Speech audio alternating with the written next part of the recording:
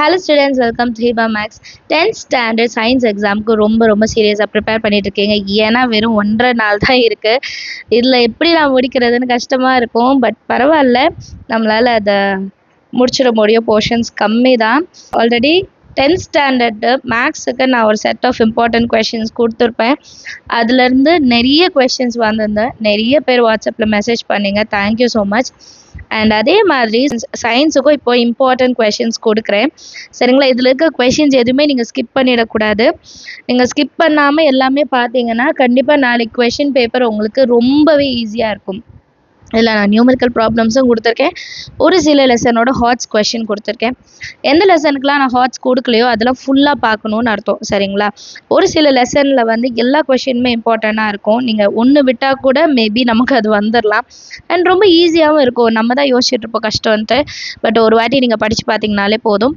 And இந்த கொஷின்ஸோட PDF வேணும் அப்படின்னா 10th ஸ்டாண்டர்டுக்கு வந்து எப்படி மேக்ஸ் டெஸ்ட் சீரீஸ் நான் லான்ச் பண்ணியிருந்தேனோ ஒரு வாட்டி 500 பே பண்ணால் போதும். ஆனுவல் வரைக்கும் உங்களுக்கு important questions and important questions with ஆன்சர்ஸோடு தருவேன்னு சொல்லிட்டு நிறைய பேர் வாங்கியிருக்காங்க. அவங்க எல்லாருமே சொன்னாங்க இந்த குவார்ட்டர்லிக்கு அது ரொம்பவே யூஸ்ஃபுல்லாக இருந்துச்சு அப்படின்ட்டு. அதே மாதிரி இப்போ சயின்ஸ், இப்போ நியூமெரிக்கல் ப்ராப்ளம் எக்ஸ்ட்ரா வரும், கிரியேட்டிவ் 1 மார்க்ஸ் வரும். சயின்ஸில் சென்டம் எய்ம் பண்ணுறவங்களுக்கு கண்டிப்பாக இந்த டெஸ்ட் சீரீஸ் ரொம்பவே ஹெல்ப்ஃபுல்லாக இருக்கும். 500 ருபீஸ் தான் நீங்கள் ஒரு வாட்டி பே பண்ண போகிறீங்க. அதுக்கப்புறம் எந்த பேமெண்ட்டும் கிடையாது. நீங்கள் எப்போ வேணால் ஆக்சஸ் பண்ணிக்கலாம். அதை பிரிண்ட் அவுட் எடுத்து நீங்கள் படிக்கலாம்.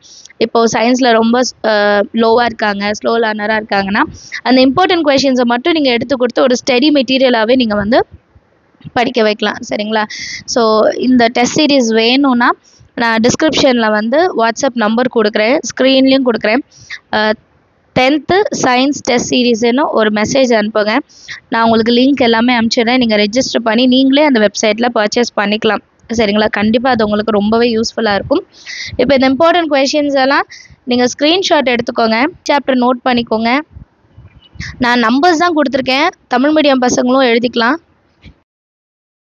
2nd சாப்டர், 3rd சாப்டர்,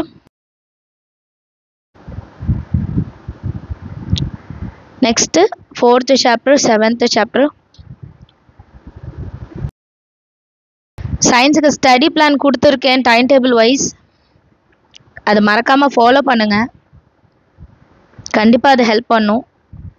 ஒரு டைம் லிமிட் வச்சுக்கோங்க. இந்த டைமில் நான் முடிக்கணும்ன்ட்டு செஞ்சால் தான் முடிக்க முடியும். 8, 9, அடுத்து 12, 13. ஸ்க்ரீன்ஷாட் எடுங்க போதும். ஜஸ்ட் ஒரு ஸ்க்ரீன்ஷாட் எடுத்திங்கன்னா இமேஜில் சேவ் ஆகிடும். அதுக்கப்புறம் கூட நீங்கள் எடுத்து எழுதிக்கலாம். 14, 15. ஒருவேளை சிலபஸில் உங்களுக்கு இல்லை, 15th லெசன் இல்லைன்னா அதை வேண்டாம். ஆனால் மார்க் பண்ணி வச்சுக்கோங்க. இதே தான் ஹாஃப் இயர்லிக்கும் இது இம்பார்ட்டண்ட். 16, 17 அண்ட் 18th லெசனும். ஸோ ஃபஸ்ட்டு எப்போவுமே ஃபிசிக்ஸ் முடிங்க, அப்புறம் கெமிஸ்ட்ரி முடிங்க. ஏன்னா அது நல்லாவே நமக்கு தெரியும். அதுக்கப்புறம் பயாலஜி வாங்க. புதுசாக படிக்கிறது எல்லாமே ஓரளவுக்கு ஸ்டாப் பண்ணிவிடுங்க. ஆல்ரெடி படித்ததெல்லாம் ரிவைஸ் பண்ணுங்கள். அதுக்கப்புறம் நீங்கள் புதுசாக படிக்க போகிறத ஸ்டார்ட் பண்ணுங்கள். டைம் வேஸ்ட் பண்ண வேண்டாம். ஏன்னா நமக்கு ரொம்ப கம்மியான டைம் தான் இருக்குது. இம்பார்ட்டன்ட் கொஷின்ஸ் எல்லாத்தையும் ஃபஸ்ட்டு பார்த்துடுங்க. அதுக்கப்புறம் இம்பார்ட்டன்ட் கொஷின்ஸ் இல்லாத கொஷின்ஸையும் பார்க்கணும், கண்டிப்பாக பார்க்கணும்.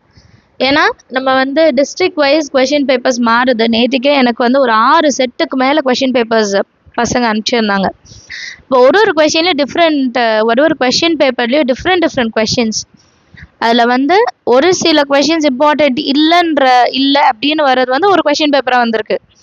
ஸோ நமக்கு எப்படி வரும்னு தெரியாது. ஸோ இம்பார்ட்டன்ட் கொஷின்ஸை ஃபஸ்ட்டு ப்ரையாரிட்டி, முதல்ல இதெல்லாம் முடிச்சிடணும். அதுக்கப்புறம் பேலன்ஸ் இருக்கிற கொஷினையும் நீங்கள் படிச்சிருக்கணும்.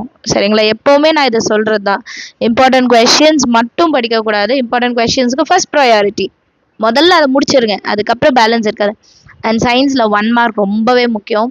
1 மார்க்கும் படிச்சிடுங்க. சென்டம் எய்ம் பண்ணுறவங்களாம் டயக்ராமோட பார்ட்ஸு இது எல்லாமே தரோவாக படிச்சிடுங்க. All the very best. Maths exam எப்படி முடிச்சுட்டு ஈஸியாக இருக்குன்னு சொன்னீங்களோ அதே மாதிரி சயின்ஸ் எக்ஸாமும் முடிச்சுட்டு ஈஸியாக இருக்குன்னு நீங்கள் சொல்லுவீங்க. ஸோ நான் கமெண்ட் செஷன் பார்த்துட்டே இருப்பேன். எனக்கு வந்து நீங்கள் சொல்லணும். சரிங்களா? சயின்ஸ் எக்ஸாம் ஈஸியாக இருந்தது, நல்லபடியாக நான் அட்டென்ட் பண்ணேன் அப்படின்னு சொல்லுங்கள். தேங்க்யூ ஸோ மச் ஃபார் வாட்சிங்.